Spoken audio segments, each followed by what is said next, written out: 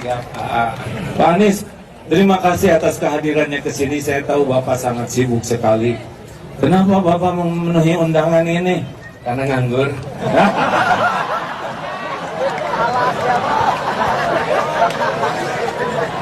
Selalu jujur aja, kan bisa dikemas. Ada sesuatu yang lebih dramatis gitu kan?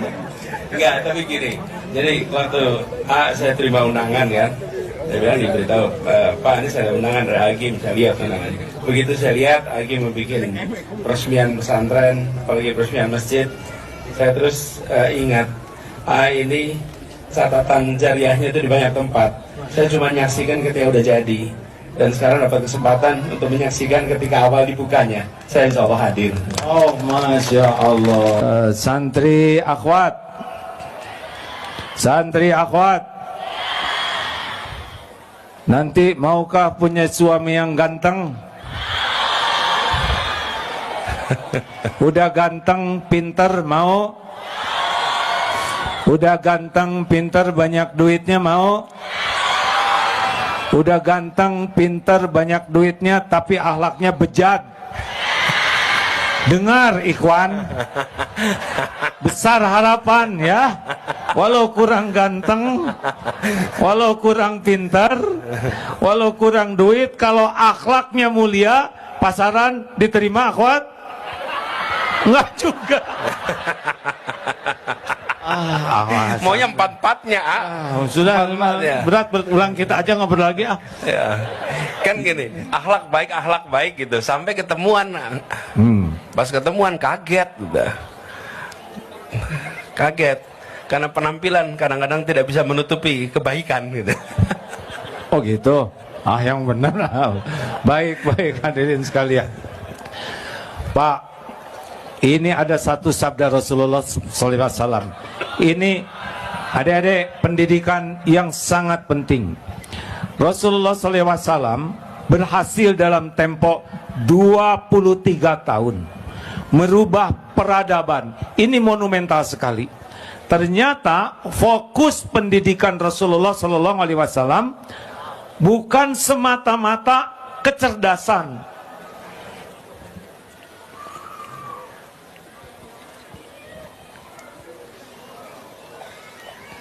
Ini standarnya begini, Pak. Kalau ada yang ngobrol, diam, dan yang ngobrol, berdiri. Sepakat adik-adik? Kalau di pesantren masuk kolam. Sini nggak ada kolamnya, Pak. Belum ada ya. Disiapkan nanti. Tadi saya ngomong apa ya?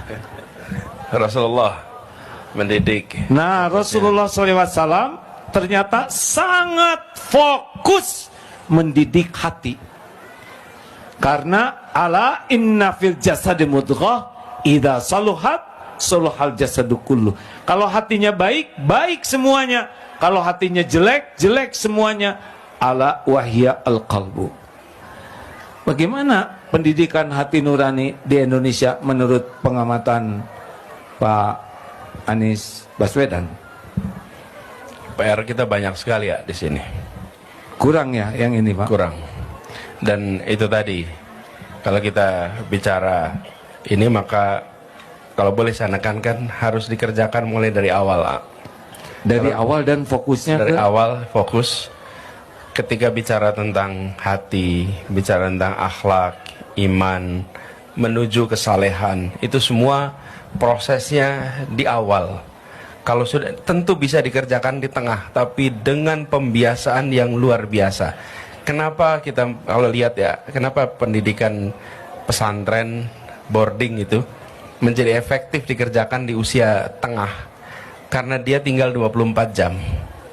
Karena 24 jam, maka semua yang dikerjakan bisa dibiasakan. Karena itu terjadi. Tapi kalau tidak prosesnya pembiasaan lewat boarding, maka intervensi di tengah itu sering terlambat. Benar. Jadi kalau dikerjakan di pondasi, tidak perlu boarding. Karena di pondasi itu boardingnya di rumah.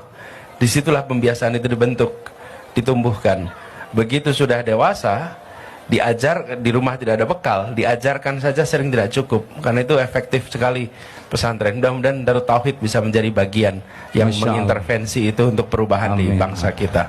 Insya Allah. Tuh, adik-adik beruntung ngeboarding. Dulu pernah Pak, kita ada satu sekolah kami ya, sebagian boarding, sebagian pulang. Ah. Nah, yang boarding ini rusaknya oleh yang pulang. Yang pulang ini bawa virus. Rupanya ke rumahnya, kondisi di rumah dan lingkungannya tidak kondusif. Jadi akhirnya kita putuskan Darut Tauhid hanya boarding school saja. Tuh jelas adik-adik ya. Coba, sukses itu adalah, ulangi, sukses adalah dunia ini apa? Dunia ini adalah Apa tadi sukses itu katanya? masuk surga Pak. Oh, masuk surga. Iya Pak, di dunia jadi presiden kalau nggak ke surga gimana? Mudah-mudahan. Untung dong kalau gitu. Untung dong kalau gitu. Saya sering Aduh. bilang kalau nggak jadi berarti lagi diselamatin. Diselamatin Pak. Oh berat kalau kita lihat demo-demo udah terang gelap abu-abu ruwet Pak. Untunglah nggak jadi Pak. Nanti aja sudah rada aman ini ketika calon menterinya udah ada nih. Tapi ini untuk anak-anak di sini nih, enak nggak tinggal di pondok? Senang? Berat apa ringan? Sambil tanya sambil nengok. Ini ada dirijennya. Tapi betul, masa di pondok itu bisa jadi masa yang berat. Ya, tapi Berat. saya mau bilang sama anak-anak nih, kalau mau mencapai puncak, bisa nggak jalannya datar? Sampai puncak jalannya datar, bisa nggak? Bisa nggak jalannya menurun sampai puncak? Kalau puncak jalannya harus mendaki. Mendaki ringan apa berat? Anda melami yang berat, insya Allah Anda akan sampai puncak-puncak dan keberhasilan. Iya. Benar. Iya kan, kalau mau ke puncak bisa nggak jalannya menurun? Nggak bisa. Dan ini saya sering bilang sama teman-teman yang adik-adik yang lagi sekolah nih. Ada, kalau di Kalimantan Selatan itu tempat batu bara. Di tempat batu bara itu juga permata. Kan Martapura Ya. itu tempat permata. Pertanyaannya, kalau kita lihat di tempat yang banyak batu bara biasanya ada permata. Kenapa? Karena unsurnya sama. Unsur kimianya batu bara sama permata ini sama. Nih adik-adik nih, permata batu bara itu unsurnya sama. Komponennya, materialnya sama. Yang satu jadi batu bara, yang satu jadi permata. Yang jadi batu bara itu kalau dijual nimbangnya ton. Kalau yang jadi permata dijual nimbangnya gram. Nggak ada orang beli batu bara hitungannya gram, nggak ada. Dan nggak ada orang membeli permata 1 ton. Nggak ada, hitungannya gram. Pertanyaannya, kenapa yang satu jadi batu bara, yang satu jadi permata, padahal unsurnya sama? Ini bedanya.